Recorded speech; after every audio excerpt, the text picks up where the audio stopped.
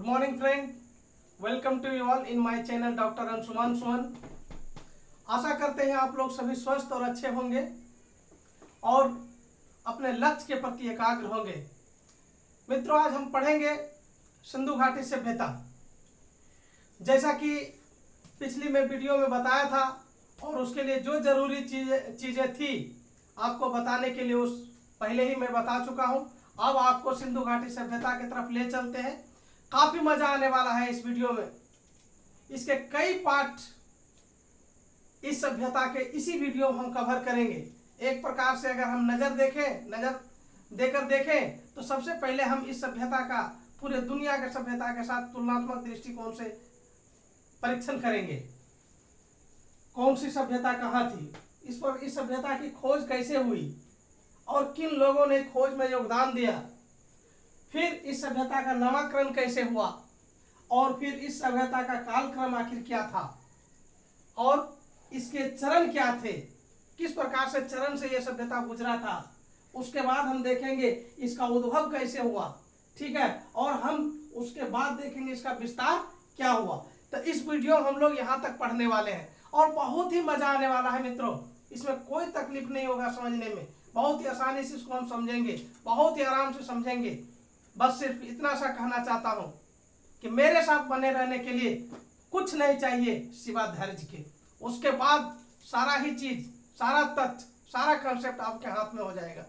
चलिए तो बिना समय को जाया करते हुए प्रारंभ करते हैं आज का कार्यक्रम, ठीक है दोस्तों। देखिए, सिंधु घाटी सभ्यता जो थी इसके समकालीन और इसके पहले की जो विश्व की सबसे बड़ी सभ्यताओं में से थी उस पर हम एक बार चर्चा कर लेते हैं।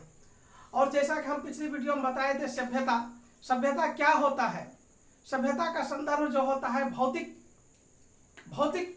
चीजों की प्राप्ति, शहरीकरण, कला एवं विज्ञान का विकास।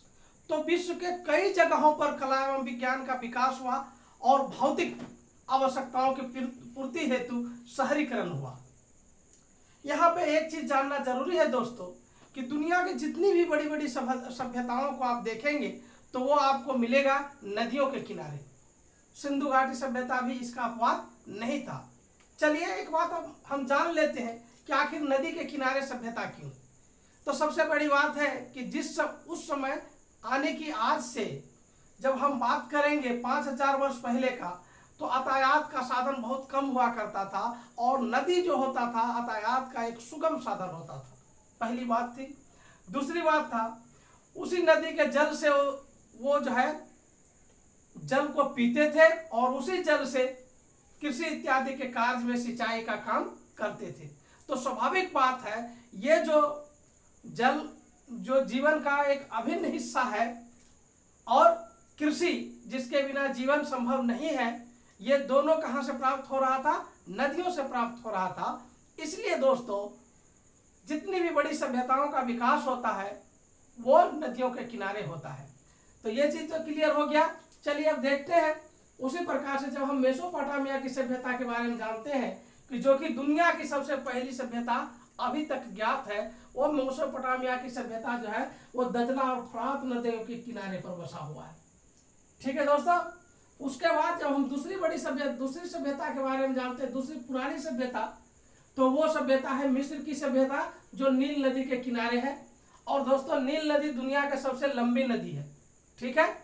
उसके बाद जब तीसरी सभ्यता जो हमारी सभ्यता है सिंधु घाटी सभ्यता, तो सिंधु नदी घाटी हम लिखे हैं, ये कई नदियों के किनारे है, मुख्यतः सिंधु नदी के किनारे इस सभ्यता का निर्माण हुआ, ठीक है दोस्तों। तो सिंधु नदी घाटी भले कालक्रम के दृष्टिकोण से तीसरे नंबर पर है, लेकिन क्षेत्रफल के दृष्टि से उपर्युक्त सभी सभ्यताओं से बड़ी है ये, यानी सबसे ज्यादा क्षेत्रफल वाला सभ्यता अगर कोई है तो ये सिंधु घाटी सभ्यता है, ठीक है दोस्तों। उसी प्रकार से यदि चीनी सभ्यता की बात करेंगे तो वांगहो नदी के किनारे है। तो एक प्रकार से आपको ये कंटेम्प्रोरी और विश्व के सभ्यताओं जिन जिन नदियों पर था उनको देखे आप। अब चलिए हम देखेंगे कि इसका खोज आखिर कैसे हुआ और किन लोगों ने इस खोज में भाग लिया, हिस्सा लिया। दोस्तों सबसे पहले 1826 ईस्वी की बात करें तो चार्ल्स मैसन एक खगोल शास्त्री था और सर्वेक्षक था। वो इंग्लैंड का व्यक्ति था, एक खगोल शास्त्री और सर्वेक्षक था, जिसको कि हड़प्पा सभ्यता या सिंधु घाटी सभ्यता के तरफ ध्यान गया। और यह कहें कि हड़प्पा के बारे में अगर जो पहली सर्वप्रथम अगर कुछ जानकारी किसी ने दिया या किसी का ध्यान आकर्षण हुआ तो वो व्यक्ति चार्ल्स मैसन था, जो कि कब हुआ? 1826 ईस्वी में हुआ। दोस्तों उसके बाद से 1826 हो गया, उसके 25 साल या उससे और थोड़ा सा 26-27 साल के बाद, 25 साल मोटा मोटी याद रखिए, उसके बाद जो घटना हुआ वो अलेक्जेंडर कनिंघम। हम अलेक्जेंडर कनिंघम के बारे में और विस्तृत चर्चा करेंगे इसी वीडियो में। पहले ये जाने कि अलेक्जेंडर कनिंघम ने पुनः यानी किसके बाद? चार्ल्स मैसन के बाद। चार्ल्स मैसन के बाद किसका नंबर आया? अलेक्जेंडर कनिंघम का आया, जो पेशे से एक इंजीनियर था। ब्रिटिश कंपनी की जो सेना थी बंगाल में, उसमें एक इंजीनियर पद पर ये पदस्थापित था। कौन? सॉरी दोस्तों, ये कनिंघम। तो कनिंघम जो था ये प्रारंभ में एक इंजीनियर था, लेकिन ये इतिहास और भूगोल का भी महान विद्वान बाद में बना। यही कनिंघम जो है सर्वप्रथम 1853 से 1856 ईस्वी के बीच इस क्षेत्र का सर्वेक्षण किया था और उन्होंने पहली बार मानचित्र जो है इस क्षेत्र का बनाया था। तो दोस्तों अगर ये कहा जाए कि पहली बार सर्वेक्षण किसने किया था और मानचित्र किसने बनाया था तो वह व्यक्ति होगा कनिंघम। अभी इतना सा देखिएगा, सब समझेंगे कनिंघम के बारे में, ठीक है। उसके बाद आपको मालूम है कि भारत में सबसे पहली रेलगाड़ी जो चला था 1853 ईस्वी में, ठीक है दोस्तों, वो बंबई से जो थाने चली थी वो 1853 ईस्वी में। तो उसी परिक्रम में भारत के अनेक हिस्सों में रेलगाड़ी यानी रेल लाइन बिछाया जा रहा था, ठीक है दोस्तों। तो इसी क्रम में बटन बंधु जो था कराची और लाहौर के बीच में ये रेल लाइन बिछाने का काम कर रहा था। कौन? बटन बंधु। अभी देखिए तीन बात हम बात किए। चार्ल्स मैसन जिसके मन में सबसे पहली बार आया कुछ आइडिया, उसके बाद कनिंघम के बारे में सिर्फ इतना सा हम जाने हैं कि कनिंघम ने क्या क्या दौरा किया और मानचित्र बनाया। अब जो आया बारी बर्टन बंधु का आया। बर्टन मतलब बर्टन दो भाई थे, वही लोग रेलवे लाइन बिछवाने का कार्य कर रहा था। रेलवे लाइन किसके किसके बीच में? कराची और लाहौर के बीच में। और जब इसको ईंटें इत्यादि का जरूरत पड़ा तो अगल बगल में बहुत सारे ईंटें कहीं पड़े हुए थे, टीले थे, उसको खोदा गया और यहाँ से इसको जो है बहुत सारे ईंटें प्राप्त हो रहे थे। तो बड़ी आसानी से इन्होंने जो है उस ईंट का प्रयोग जो है रेलवे लाइन के बनाने के क्रम में प्रयोग किया। हालांकि इसको ये नहीं पता चला कि ये इतनी बड़ी सभ्यता होगी, ठीक है दोस्तों।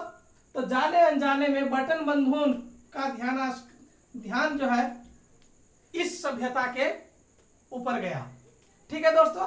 तो कैसे सीखे? चार्ल्स मैसन के बारे में सीखे, कनिंघम के बारे में सीखे और अब बटन बंधु तक हम पहुंचे हैं। अब आइए दोस्तों 1861 ईस्वी में पुनः कनिंघम, यही देखिए ये कनिंघम है। कनिंघम की घटना छोटा सा हम बताए थे। अब कनिंघम जो है बहुत ही स्पेशल काम करेगा, वो देखिए। 1861 ईस्वी में भारत का, ठीक है दोस्तों, भारत का जो गवर्नर जनरल था वो केनिंग था। और कनिंघम के कहने पर केनिंग ने आर्कियोलॉजिकल सर्वे ऑफ इंडिया की स्थापना किया। देखिए आपके लिए बनाया हूं, इसको जरा एक बार देखिए। ये आर्कियोलॉजिकल सर्वे ऑफ इंडिया जो आज मिनिस्ट्री ऑफ कल्चर के अधीन आता है। अभी अगर आप लोग को पूछा जाए कि आर्कियोलॉजिकल सर्वे ऑफ इंडिया किस मिनिस्ट्री के अंदर आता है तो मिनिस्ट्री ऑफ कल्चर के अधीन आता है। आर्कियोलॉजिकल सर्वे ऑफ इंडिया की स्थापना आपसे पूछा जाए तो 1861 ईस्वी में आएगा। और किसके कहने पर? कनिंघम के कहने पर। अगर ये पूछा जाए कि उस समय गवर्नर जनरल कौन था तो कैनिंग होगा। कितना स्पष्ट हो रहा है दोस्तों। तो वो कैनिंग के समय में क्या हुआ, आर्कियोलॉजिकल सर्वे ऑफ इंडिया की स्थापना हुआ और जो है इसको किसको, कनिंघम को फर्स्ट डीजी डायरेक्टर जनरल बनाया।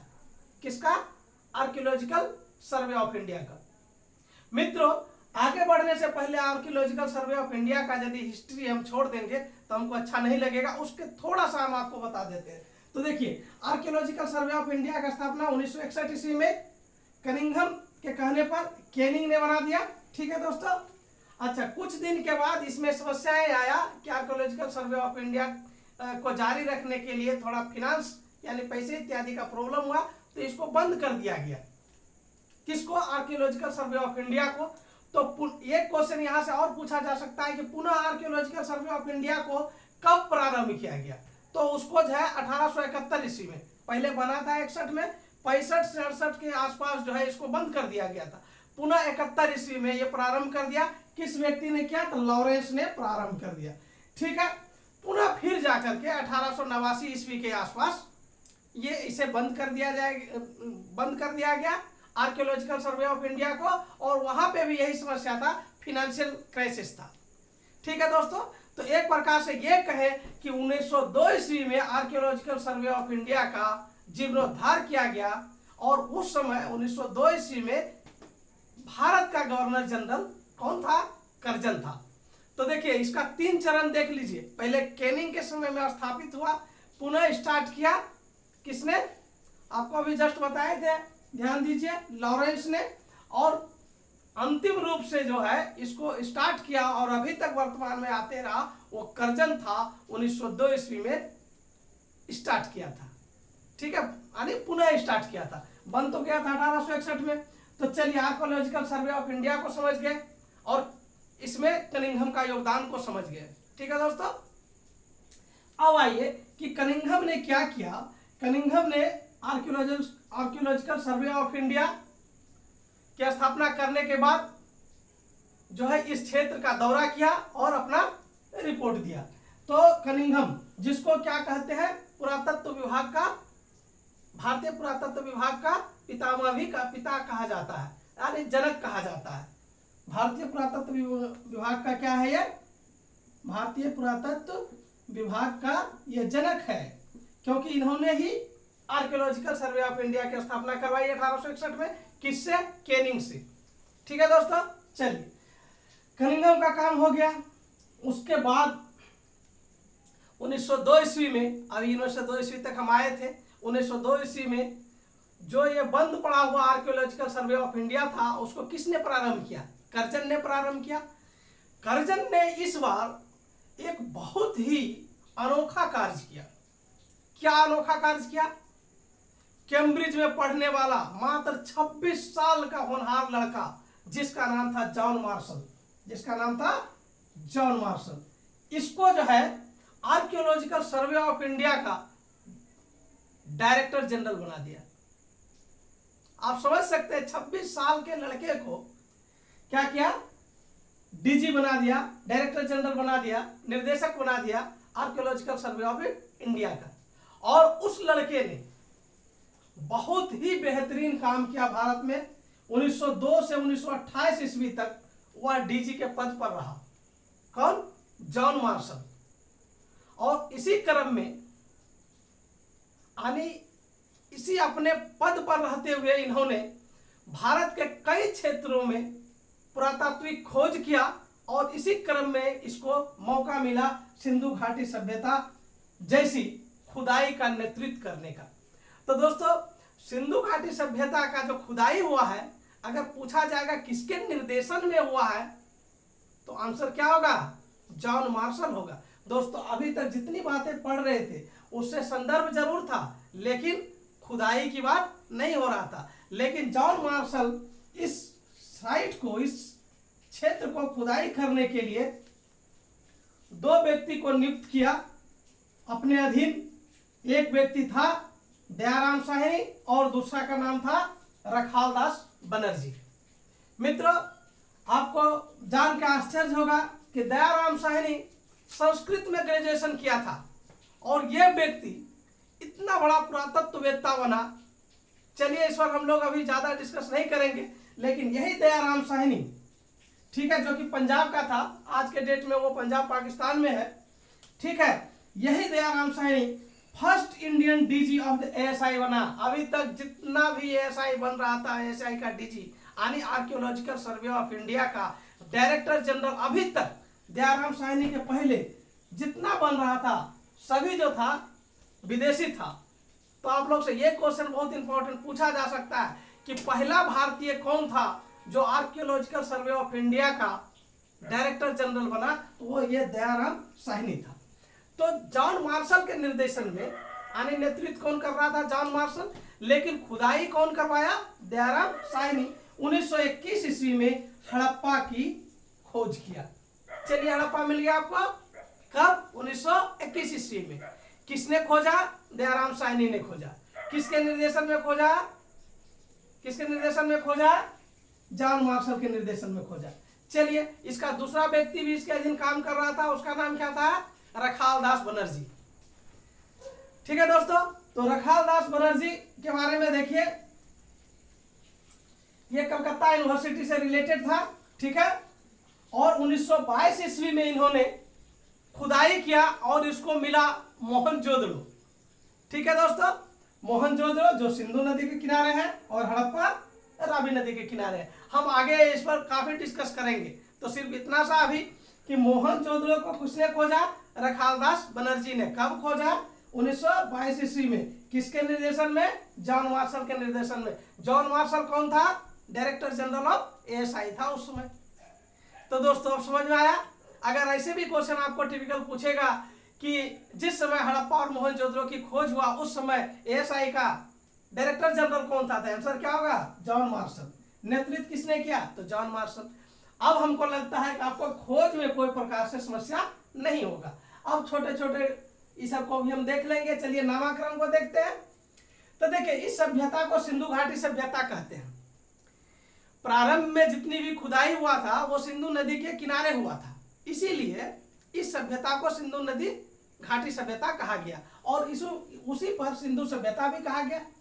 और ये तीसरा नाम जो है हड़प्पा सभ्यता। तो दोस्तों आप देखिए पहले खोज किसका हुआ, हड़प्पा का कि मोहनजोदड़ो का, तो हड़प्पा का खोज हुआ। आने इस सभ्यता में पहला स्थल हड़प्पा था जिसकी खोज हुआ था। जनरली दुनिया के जितनी सभ्यताएं हैं वहां पे पहले स्थल जहां पे खोज हुआ उसी के नाम पे सभ्यता का नाम पड़ा। तो इसके आधार पर इस सभ्यता का अगर सबसे उचित नाम अगर है तो इस सभ्यता का सबसे उचित नाम हड़प्पा सभ्यता ही है, क्योंकि सर्वप्रथम खोज इसी स्थल का हुआ।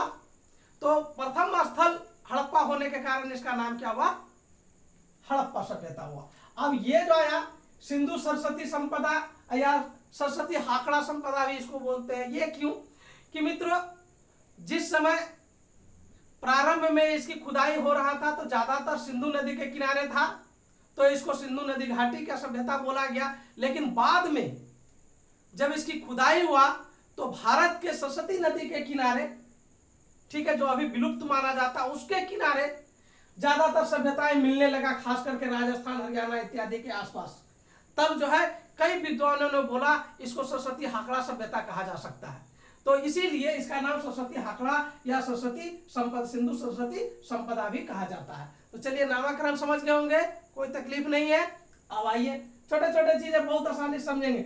इसके कालक्रम को देखेंगे मित्रों, यानी कि ये इसका कालक्रम का मेरा कहने का तात्पर्य यह है कि सिंधु घाटी सभ्यता का कहां से कहां तक काल था, यानी कहां से इसका जन्म हुआ और कहां जाके समाप्त हुआ, तो यही कालक्रम है। तो इसका कालक्रम को जानने से सबसे पहले आप ये देखिए कि इस सभ्यता को अगर सभ्यता में कोई जान दिया था सबसे पहले तो जॉन मार्शल था। इन्होंने अपने निर्देशन में इसकी खुदाई करवाया था, तो उसकी बात को जानना सर्वोपरि है या नहीं। इसीलिए सबसे पहले मैं जॉन मार्शल को लिखा हूं। आखिर जॉन मार्शल क्या कहता है सभ्यता के बारे में। जॉन मार्शल बोलता है 3250 से लेकर के 2750 बीसी। तो बीसी भी हम आपको समझाएं, समझ में आ रहा होगा। ये इसके बीच की सभ्यता को मानता है जॉन मार्शल, यानी 3250 से 2750 BC। चलिए उसी को एग्जैक्ट मानने वाला एक और हुआ था मेसोपोटामिया के सरगावन अभिलेख से भी अगर पता चलता है तो सेम जो जॉन मार्शल कहता है वही इसको मिलता है। ठीक है दोस्तों, तो चूंकि अलग अलग विद्वानों का अलग अलग मत है और जिस प्रकार से सिंधु घाटी सभ्यता का कोई लिटरेचर अभी तक जो चित्राक्षर लिपि है उसको पढ़ा ही नहीं जा सका है, तो बिल्कुल एग्जैक्ट कहना तो बिल्कुल मुश्किल है। तो अलग अलग जो है अलग अलग विद्वान अलग अलग मत रखे हैं। तो उसमें अब देखिए जॉन मार्शल ने कह दिया है कितना 3250 से 2750। मेसोपोटामिया का सरगावन अभिलेख के आधार पर भी इतना ही माना जाता है, लेकिन हमारा एनसीईआरटी बुक बोलता है कि 2500 से 1800 BC के बीच में। ठीक है दोस्तों, जबकि ये जो मार्टिमर व्हीलर है, ठीक है दोस्तों, मार्टिमर व्हीलर जो है इसके बारे में हम कभी बताएंगे। ये एक अंग्रेज सैनिक अधिकारी था। ठीक है, तो ये भी बाद में इतिहासकार बना और जो है ये भी आर्कियोलॉजिकल सर्वे ऑफ इंडिया का जो है 40 के दशक में यानी 1940 के दशक में ये डायरेक्टर जनरल बना है। तो ये व्हीलर ने कहा है कि 2500 से लेकर के 1500 था। ठीक है, तो एनसीईआरटी और व्हीलर में अगर आप देखिएगा ध्यान देके तो कुछ कॉमन पकड़ लीजिए 2500 ऐसे याद करने की जरूरत है नहीं इसमें, लेकिन एक आइडिया आपको दे दे रहा हूँ। मार्शल का देख लीजिए, ठीक है, एनसीईआरटी का देख लीजिए 2500 से 1800। ठीक है, उसके बाद जो सबसे इंपॉर्टेंट है ये इसको देखना है कि कार्बन 14 जो हम पिछली वीडियो में बताए दोस्तों, जिस किसी ने कार्बन 14 का मेरा वीडियो नहीं देखे वो अवश्य देखे, आपको बहुत मजा आने वाला है। वो उसके आधार पर तय होता है 2350 BC से लेकर के 1750 BC। ये क्वेश्चन पूछता है कि कार्बन 14 पद्धति से सिंधु घाटी सभ्यता का जो है काल क्या है, तो आंसर होगा 2350 से 1750 होगा। ठीक है, लेकिन अगर सारे विद्वानों को अगर एक प्रकार से ऑन एवरेज निकाल लिया जाए तो ज्यादातर लोग बोलते हैं चलिए ठीक है इस सभ्यता को 2600 से लेकर के 1900 के बीच में माना जा सकता है। ठीक है मित्रों, तो ये था इसका कालक्रम। और अगर इसका हम देखेंगे, ठीक है, अगर सिंधु घाटी सभ्यता का विकास हुआ होगा तो एक दिन में तो इतना बड़ा शहरी सभ्यता नहीं बना होगा, एक ही दिन में तो यहाँ व्यापार बिजनेस इत्यादि नहीं चला होगा। तो यह काल यानी कि एक चरणबद्ध तरीके से सिंधु घाटी सभ्यता का विकास हुआ होगा। तो इसके चरण को देखेंगे तो मुख्यतः हम अभी यहाँ पे 3 चरण में आपको बांट करके दिखाए हैं समझने के लिए। तो पहला चरण अगर हम ले लें तो पहला चरण होगा नवपाषाण कालीन चरण होगा, यानी पाषाण काल का जो चरण था, नवपाषाण काल का चरण, वो चरण सिंधु घाटी सभ्यता में भी देखे जाएंगे। वो स्थल जैसे कि आपने मेहरगढ़ का नाम सुना होगा 6000 BC में जो प्रथम बार कृषि का खोज हुआ, वहां पे किलीबुल, मुंडीघाट, ये सारा जो है ये सारा क्षेत्र जो है नवपाषाण कालीन स्थल से संबंध रखता है और सिंधु घाटी सभ्यता से भी संबंध रखता है। तो इसको नवपाषाण कालीन स्थल के रूप में हम देख सकते हैं एक चरण।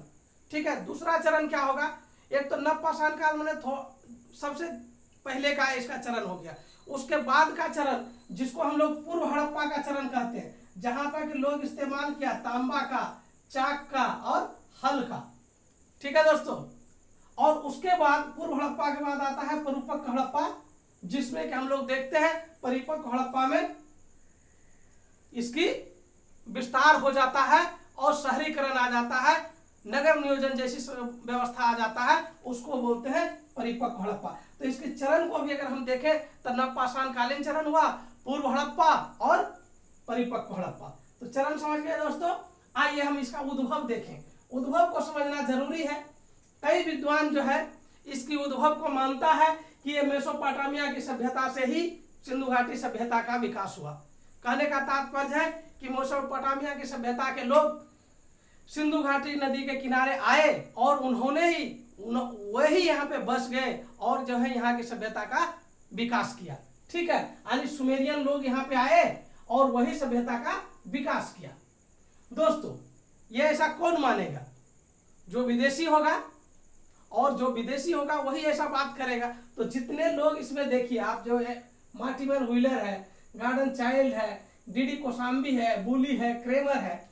ठीक है, इसको हम याद करने के लिए हम अपना राइट ब्रेन अगर जैसे बात करें कि हम इसको कैसे याद किए हैं कि किसने मेसोपोटामिया या सुमेरिया को सिंधु घाटी सभ्यता का उद्भव माना है, कैसे याद किए थे, तो हम आपको बता देते हैं। आप अपना भी बना सकते हैं।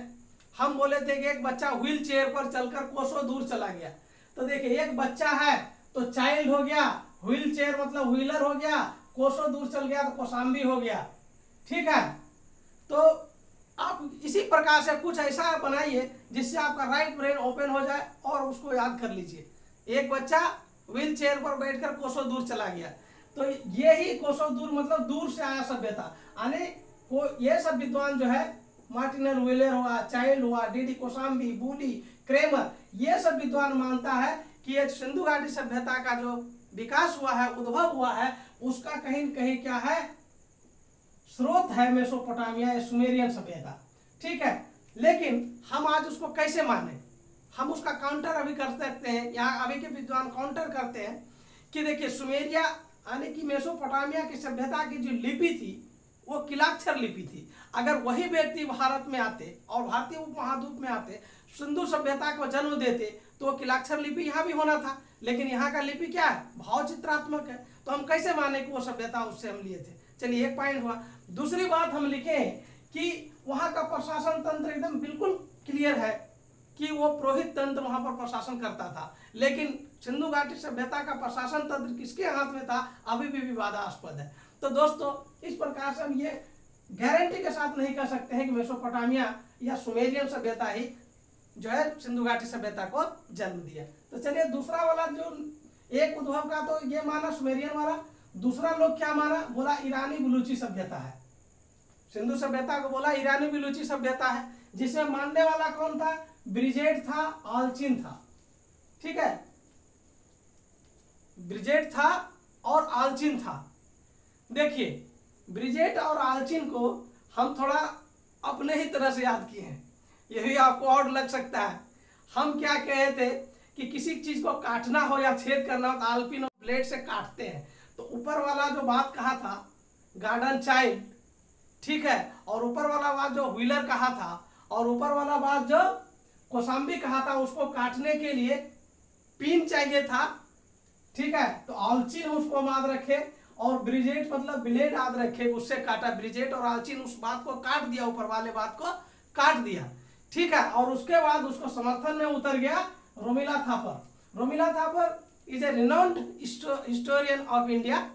अभी इसको एमिरेट्स का भी जो दर्जा मिला था उस पर काफी विवाद चला था रोमिला थापर पे।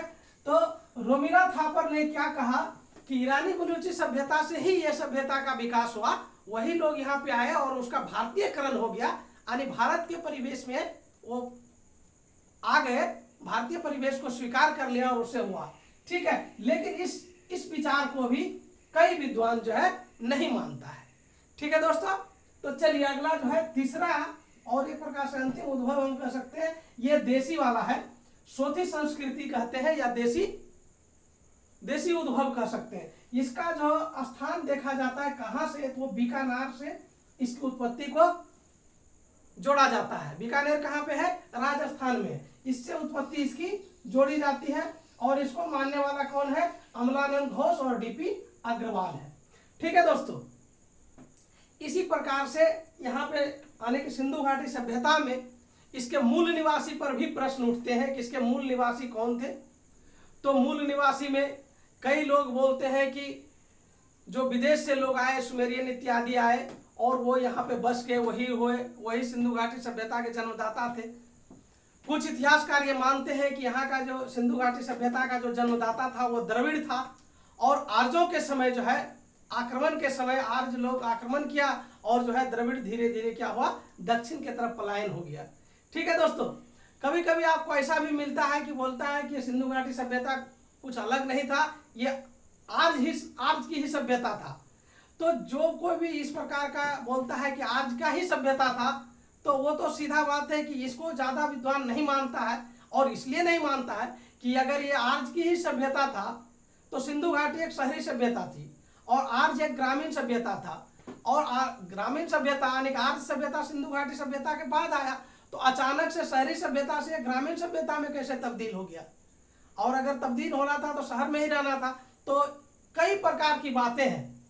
लेकिन मित्रों यहाँ पे एक चीज बताना चाहूंगा, अगर इसको निष्कर्ष के रूप में देखा जाए तो हम ये कह सकते हैं कि यहाँ पे एक प्रकार से ये संभव है कि ये विदेशी लोग भी यहाँ पे आए हों और कुछ भारतीय लोग भी यहाँ पे रहे हों, मतलब मूल निवासी यहाँ के रहे हों, और इन लोगों ने मिलकर एक बहुत बड़ी सभ्यता का जन्म दिया जो सिंधु घाटी सभ्यता के रूप में प्रस्फुटित हुआ।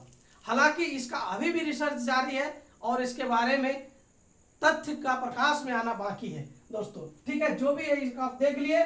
उसके बाद आप जो देखिए आखिर सिंधु सभ्यता का विस्तार जो है कहाँ तक हुआ, कैसे हुआ। ठीक है मित्रों, तो विस्तार देखेंगे तो सिंधु घाटी सभ्यता का विस्तार हम बताए थे पिछली वीडियो में। ये त्रिभुजाकार है, लेकिन अभी फिगर में त्रिभुजाकार नहीं बनाया हूँ। ठीक है, आगे जब एक एक करके हम चर्चा करेंगे तब वहाँ और डिटेल में जाएंगे। तो इसकी जो विस्तार हुआ था, हम एक प्रकार से हम नॉर्थ ले लेते हैं, उत्तर में मांडा जो कि जम्मू कश्मीर में है दोस्तों। उत्तर में मांडा जम्मू कश्मीर में है और दक्षिण में दायमाबाद। ठीक है, दक्षिण 2 से दायमाबाद नर्मदा नदी के मुहाने पर है। और उत्तर से दक्षिण की जो लंबाई है वो 1400 किलोमीटर है। ठीक है, जबकि पूरब में आपको मिलेगा आलमगीरपुर मेरठ के पास है और हिंडन नदी के किनारे है। आलमगीरपुर मेरठ के नजदीक हिंडन नदी के किनारे। और पश्चिम में चले जाएंगे तो सुत्का गेंडोर है। ठीक है दोस्तों, किस नदी के किनारे? दास्क नदी के किनारे है। ये सब पर हम बाद में भी चर्चा करेंगे। अभी एक प्रकार से विस्तार बता दिया कि विस्तार अगर देखा जाए तो 1600 इंटू 1400 किलोमीटर का ये विस्तार था। उत्तर में मांडा, दक्षिण में दायमाबाद, पूरब में आलमगीरपुर और पश्चिम में सुत्का गेंडोर। तो मित्रों, आज जो है हम लोग ने बहुत ही आसानी से चीजों को समझ लिया है कि किस प्रकार से सिंधु घाटी सभ्यता का खोज हुआ, इसका नामकरण कैसे हुआ, इसका कालक्रम क्या था, उद्भव क्या था, विस्तार क्या था और इसके चरण क्या थे। मित्रों, हमको पूरा विश्वास है आप लोग को इस वीडियो से काफी लाभ मिला होगा। और मित्रों, इसी प्रकार से अगर वीडियो आपको अच्छा लगता है तो शेयर और सब्सक्राइब कीजिए। ठीक है, और आगे का वीडियो भी आपको अच्छा मिलते रहे इसके लिए आप कमेंट करते रहिए। आज भर के लिए बस इतना सा ही। Thank you very much.